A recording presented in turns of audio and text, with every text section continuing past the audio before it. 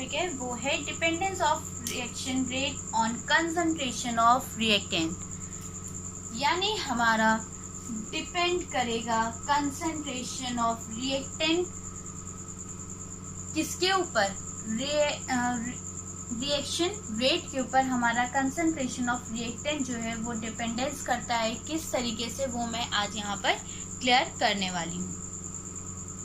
सो हम लोग यहाँ पर हेडिंग लिख लेते हैं पहले, dependence of reactant rate on concentration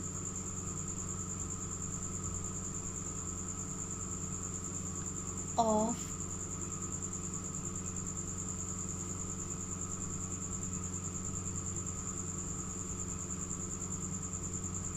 reactant, dependence of reaction rate on concentration of reactant। तो देखिए पहले जो ये डिपेंड करता है वो डिपेंड करता है लॉ ऑफ मास एक्शन पे। हमारा जो ये है वो फर्स्टली डिपेंड करता है लॉ ऑफ मास एक्शन पे, फिर ये हमारा डिपेंड करता है rate law and rate constant के ऊपर, ये हमारा डिपेंड करता है। देन थर्ड ये ऑर्डर ऑफ रिएक्शन पे डिपेंड करता है। फोर्थ ये reaction of different order and unit of their rate constant के ऊपर भी डिपेंड करता है ये। फिर हमारा जो इसमें आता है वो है प्यूसिडो फर्स्ट ऑर्डर रिएक्शन पर भी ये डिपेंड करता है। ओके, ये इन चीज़ों के ऊपर डिपेंड करता है। सो अब हम लोग उसे डिटेल से पढ़ने वाले हैं। सो इसमें जो हमारा फर्स्ट है जिसे हम डिटेल से पढ़ेंगे वो है हमारा law of mass action.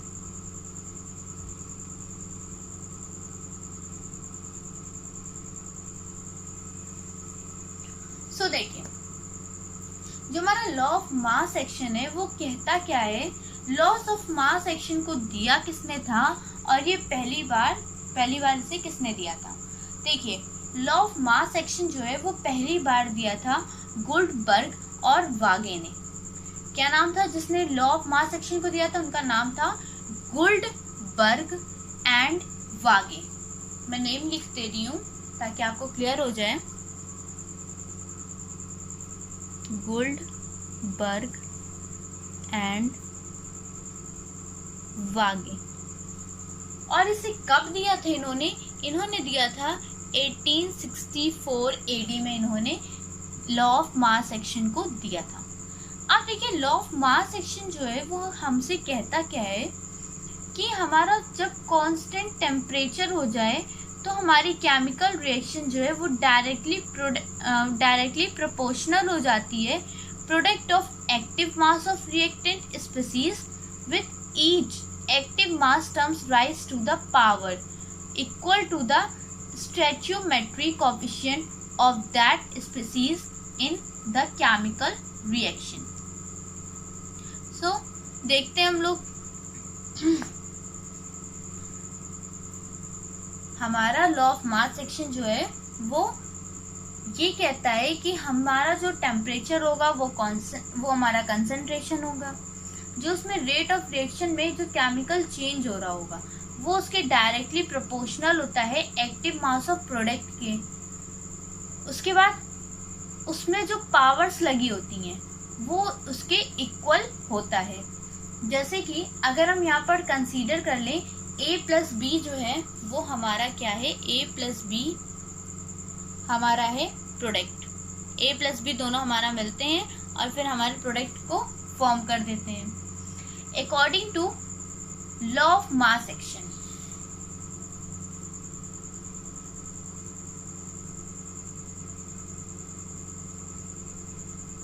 Mass action.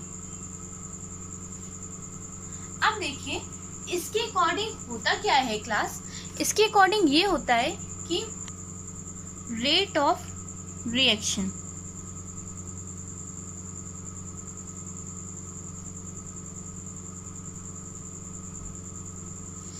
ये डायरेक्टली प्रोपोर्शनल किसके होता है, इनके प्रोडक्ट के।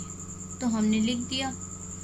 अब देखिए रेट ऑफ कांस्टेंट जो है, रेट ऑफ रिएक्शन जो है हम प्रोपोर्शनल के साइन को यहाँ पर रिमूव करेंगे और इज इक्वल टू का साइन लगाएंगे और इस प्रोपोर्शनल के हटाने पर हम यहाँ पर कांस्टेंट का यूज करेंगे के, तो हमारा ये आ जाता है। अब ये जो हमारा के है ये हमारा कहलाता है रेट कांस्टेंट। ये हमारा क्या कहलाता है? Rate constant. Let us consider a more general reaction expressed as given below, like that A B capital B C capital C is gives out product। ये हमें प्रोडक्ट को दे रहा है। अब इसमें जो रेट ऑफ रिएक्शन आएगी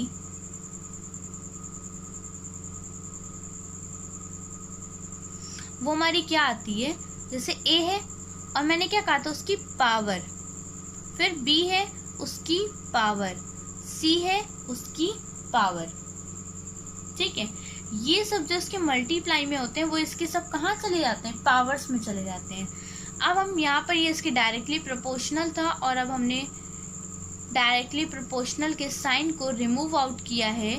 रिमूव आउट करने के बाद हमने यहाँ पर इक्वल टू का साइन लगाया और के का यूज़ किया हुआ है। के हमारा क्या है? रेट कांस्टेंट है और हमारे यहाँ पास से ये इक्वेशन निकल करके आ जाती है। ये होता है हमारा law of mass action. So class, अगर हम बात करते हैं एक्टिव मास की, तो एक्टिव मास जो है वो हमें दिया था कुलबर्ग और वागे ने अपनी ये स्टेटमेंट में ये कहा था कि जो हमारा एक्टिव मास होता है वो जो हमारा एक्टिव मास होता है उन्होंने इस चीज़ को एज्यूम किया था वो इक्वल होता है मोलर कंसंट्रेशन के, जो उसमें सॉल्यूशन में हमारी गैस सॉल्यूशन और gas phase is equal to its molar concentration. अब देखिए, हम अगर कंसंट्रेशन की यहाँ पर बात करते हैं तो एक्टिव मास जो है उसे एक्टिव मास और मोलर कंसंट्रेशन को हम 2 यूनिट्स में डिवाइड करते हैं। पहला जो यूनिट होता है वो है concentration of unit, concentration unit.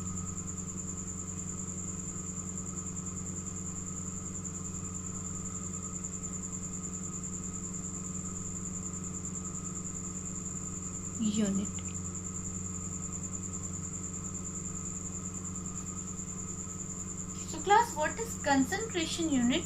In this unit, the active mass of a substance is represented in terms of number of mole per liter.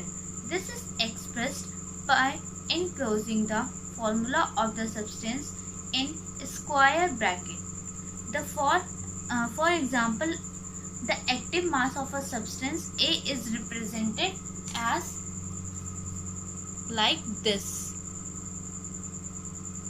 It is covered within a big bracket. And the another unit is partial pressure unit. What is partial pressure unit? So partial pressure unit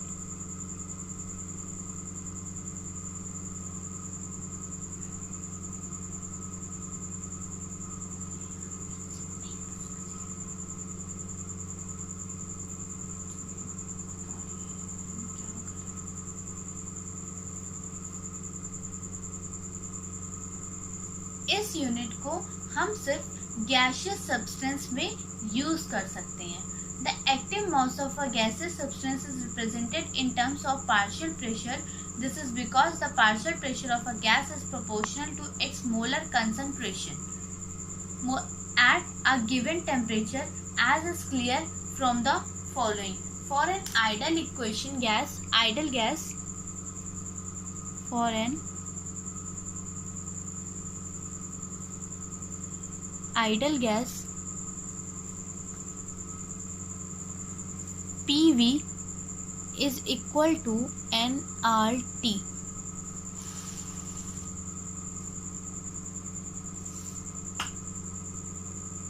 PV is equal to nRT. So P is a pressure, N over V R T. This is a molarity. याद आया class आपको?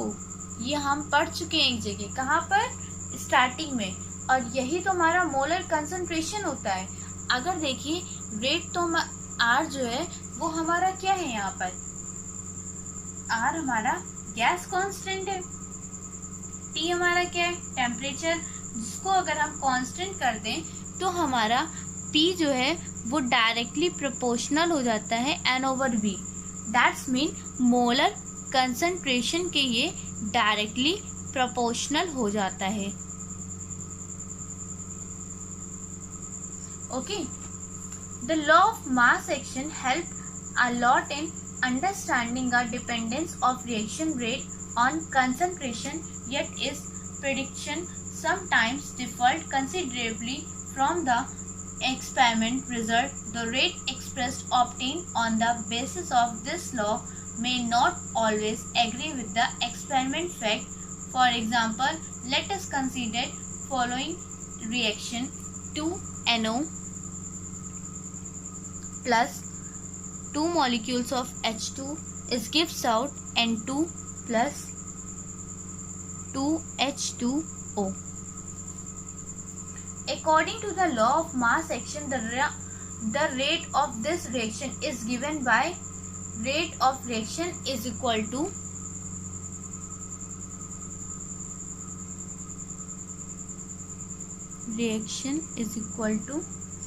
KNO2.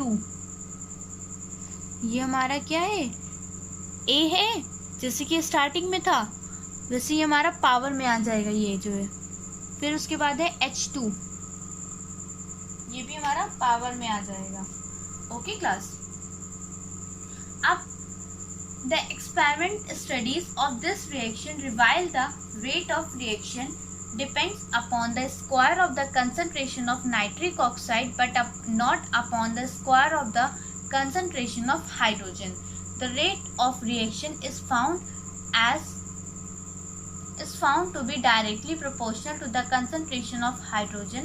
Therefore, on the basis of experimental fact, the true rate expressed for this reaction can be written as rate of reaction is this. So class, I think आप लोग को active mass आप लोग को पूरा का पूरा समझ में आ गया होगा. सो अब जो नेक्स्ट है वो है हमारा rate law and rate constant. So मैं वो आपको नेक्स्ट वीडियो में क्लियर करूँगी.